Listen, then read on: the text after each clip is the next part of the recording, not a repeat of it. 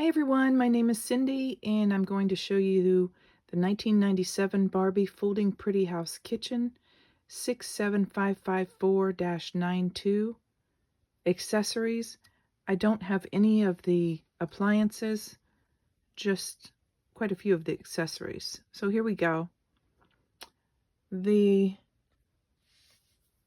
pans and pots all are white with see-through neon pink lids.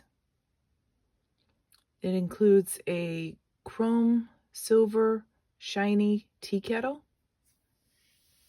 2 neon pink tumblers, dinner plates, coffee tea cups and saucers, water bottles, and 2 bowls. I only have 1 bottle and 1 bowl.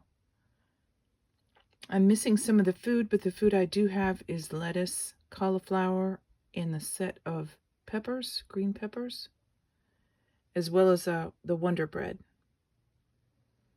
I have the rack that goes to the stove accessory, as well as all of the utensils that fit onto the rack. A serrated knife, serving spoon, ladle, and a steak or carving knife.